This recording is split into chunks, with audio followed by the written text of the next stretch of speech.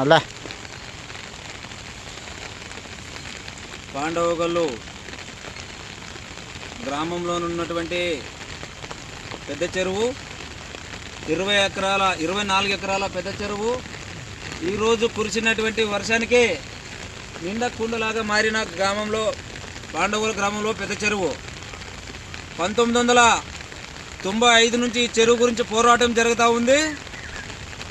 మరి 1995 నుంచి పోరాటం జరుగుతూ ఉంటే కోర్టులో నడుస్తూ ఉంటే ఈ అధికారులు అయితేనేమి ఈ పాలకులైతేనేమి ఎవరు కూడా ఈ చెరువుని పెడిచెవున పెట్టి ఈ చెరువుని ఉన్న సమస్యని తీర్చే నాదుడే కరువైపోయాడు ఆదోని మండలంలో.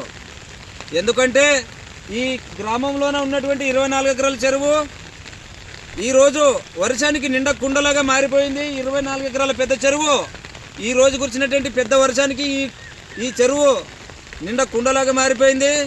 కావున ఈ తక్షణమే ఈ అధికారులు ఈ చెరువుని స్వాధీనం చేసుకొని ఈ నీరునంతా వృధా కాకున్నట్ల స్టోరేజ్ కనుక చేయగలిగితే ఈ 4 ఊర్లకి వాళ్ళు 4 ఊర్లని కాపాడిన వాళ్ళు అవుతారు.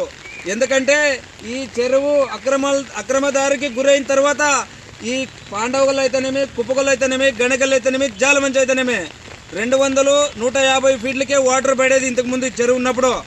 ఈ చెరువు ఎప్పుడైతే అక్రమదారికి గురైందో అప్పటి నుంచి 1000 ఫీట్లు వేసినా వాటర్ పడడం లేదు. ఎందుకంటే భూగర్భ జలాలంతా లోపలికి వెళ్ళిపోయినాయి. కాబట్టి భూగర్భ జలాలు పెరిగేదానికి అవకాశం కావాలంటే ఈ చెరువునే తక్షణమే స్వాధీనం చేసుకోవాల్సిందిగా మేము కోరుతా ఉన్నాం.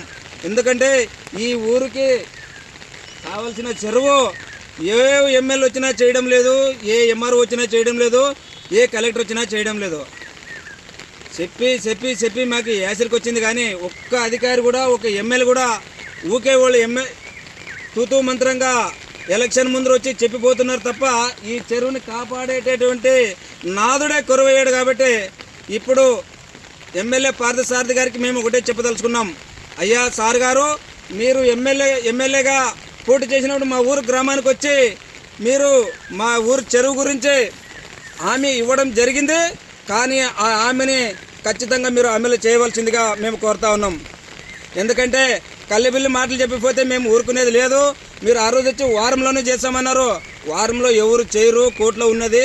కాబట్టి మీరు నెల తీసుకుంటారు, సంవత్సరం తీసుకుంటారు, 6 నెలలు తీసుకుంటారు, మీకే తెలుసు. కాబట్టి మీరే చూడండి సార్, ఈ ఊర్లోన 24 ఎకరాల చెరువులో ఉన్నటువంటి నీరంతా వృధా పారి ఏట్లోకి బారిపోతూ ఉన్నాయి. మరి మీకు ఇదేనా కొద్దిగా న్యాయం అనిపిస్తే దీన్ని మీరు ఖచ్చితంగా చేయవలసిందిగా కోరుతూ ఉన్నాం సార్.